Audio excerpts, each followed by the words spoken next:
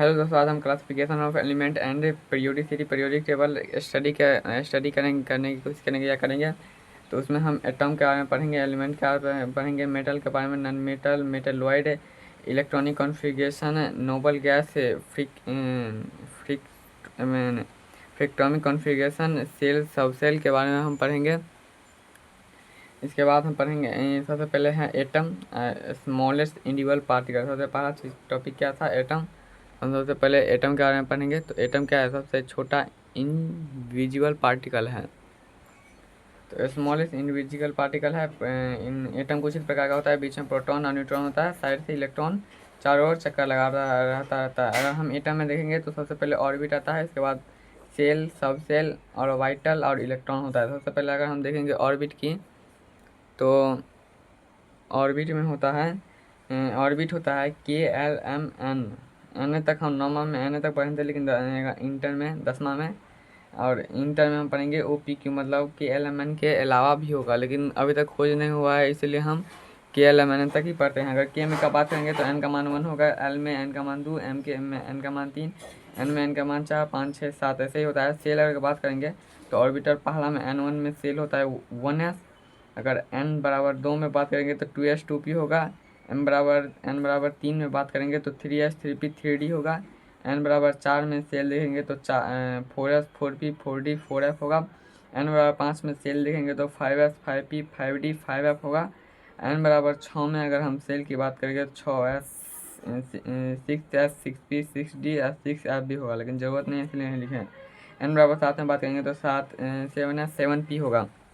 अगर हम सेल है हो गया, इसके बाद हम सब सेल की बात करें ना, तो जैसे ये एक सेल है तो ये हो गया सब सेल ही है। अगर फिर ये क्या है, ये इतना दूर क्या है, सेल है। अगर हम इसे दो भागों में बांट दें, ये 2s और 2p दो भाग है ना, तो ये हो गया एगो सब सेल है, ये हो गया एक सब सेल। इसमें देखेंगे तो 3s 3p 3d में अगर हम 3s को एक भाग में बांट दें तो ये हो गया 3s एक सब सेल, और ये हो गया दूसरा सब सेल, ये हो गया तीसरा सब सेल। इसी प्रकार हम इसमें देखेंगे, ये हो गया पहला सब सेल, दूसरा सब सेल, तीसरा सब सेल और चौथा सब सेल।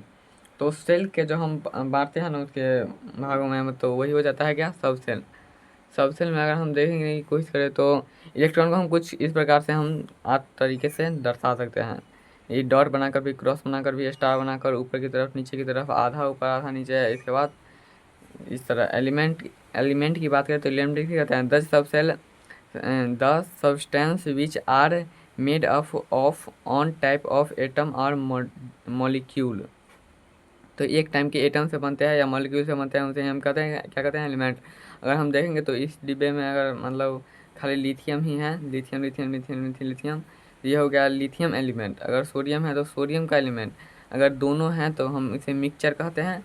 अगर खाली अगर H2 मतलब ये क्या हो गया, ये तो एटम नहीं, एलिमेंट मतलब क्या कहता है, एटम और मॉलिक्यूल, ये तो मॉलिक्यूल हो गया।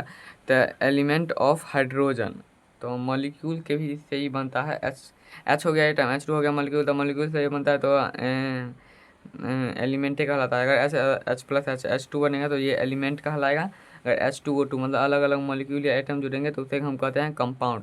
अगर हम मेटल की खासियत की बात करेंगे तो मेटल कुछ हो जाएगा कि लॉस इजीली इलेक्ट्रॉन, ये इजीली इलेक्ट्रॉन का दान कर देते हैं।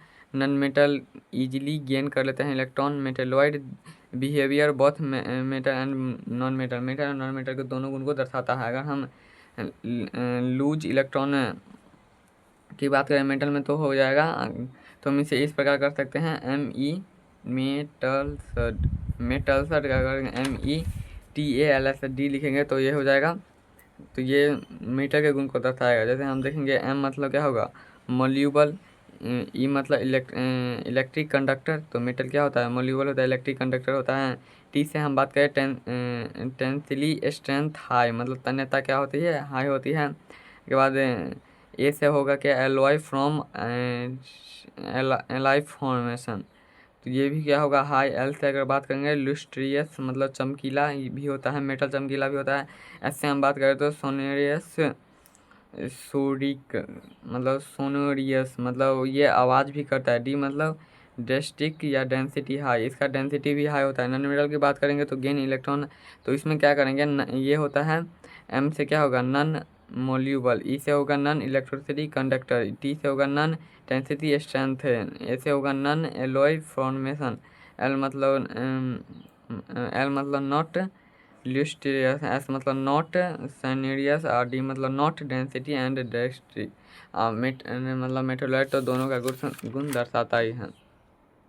अगर हम इसमें अगर हम बात करें नॉर्मल गैस एलिमेंट कॉन्फ़िगरेशन की, तो सल्फर का क्या हो जाएगा 1:2:2p6 3:3p4।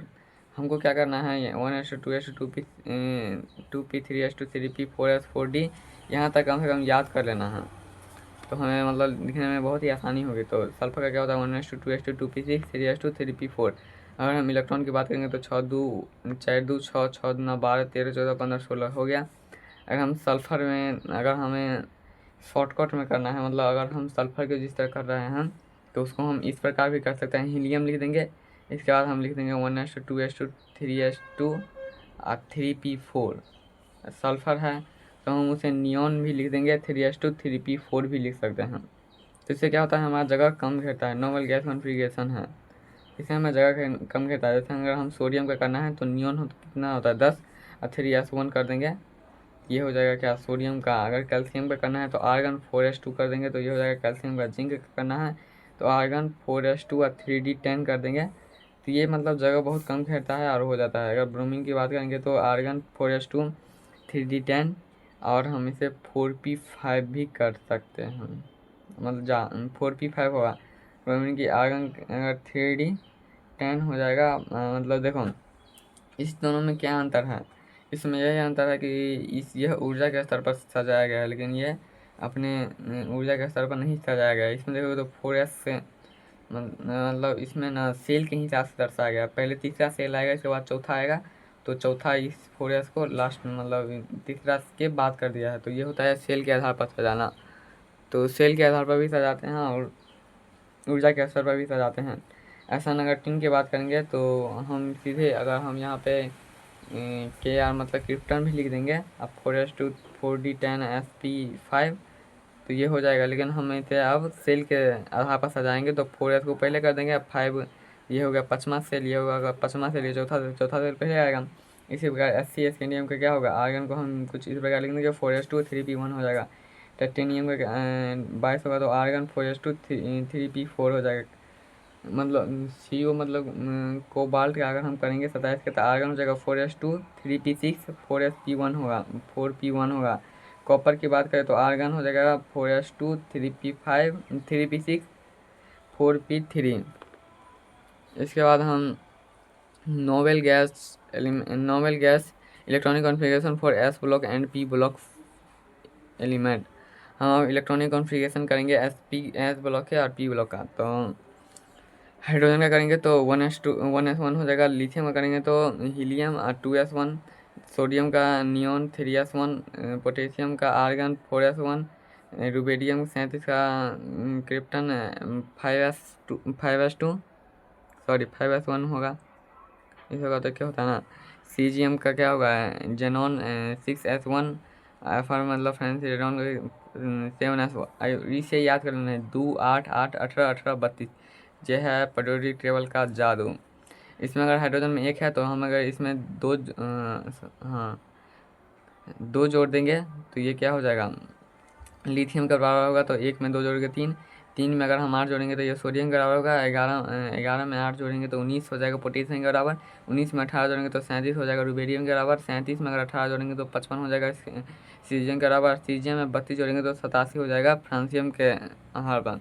तो हम इस प्रकार हम इसको निकालने का सूत्र है क्या, इसको निकालने के लिए हम सिंपली क्या करते हैं 2n स्क्वायर का फॉर्मूला लगाते हैं, और इसमें n का मान अगर ऑड रहता है तो सिंपली हम क्या करते हैं उसमें हम 2n स्क्वायर इसमें नहीं होगा। इसी प्रकार हम ग्रुप देखेंगे तो कुछ इसी प्रकार हम बेरिलियम का देखेंगे 2s2, मतलब इसमें क्या करेंगे यहाँ पे सेल का अगर मान हम बदल देंगे तो ये कुछ इस प्रकार हो जाएगा। इस प्रकार हम ग्रुप नंबर 13 में भी देखेंगे। और बेरिलियम में क्या होगा कि बेरिलियम का हम देख लेंगे, तो बेरिलियम का हीलियम 2s2 लिखेंगे, मैग्नीशियम का 3s2 लिखेंगे, कैल्शियम का आर्गन 4s2 लिखेंगे, कि सीजियम का Kr 5s2 लिखेंगे। और इसके बाद क्या होगा बेरियम का हम लिखेंगे जेनॉन 6H2। अगर लास्ट में आता है रेडियम का लिखेंगे Rn7H2।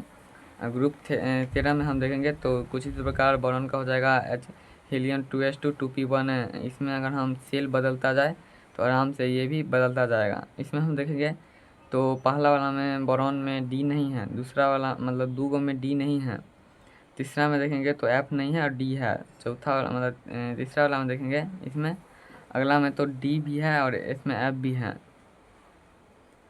तो इसका क्या अर्थ हुआ, तो इसमें सिंपली क्या है, इसमें डी एफ नहीं है, इसमें डी एफ है, इसमें डी एफ दोनों हैं। तो अगर हमें इसमें परमाणु संख्या निकालना है तो यही वाला 2 इसमें ग्रुप नंबर 13 में 2 हटा देना है और 8 18 18 32। अगर हम 5 में 8 जोड़ेंगे तो 13 13 में 18 जोड़ेंगे तो 31 31 में 18 जोड़ेंगे तो 49 49 में 32 जोड़ेंगे तो 81 81 में 32 जोड़ेंगे तो 113।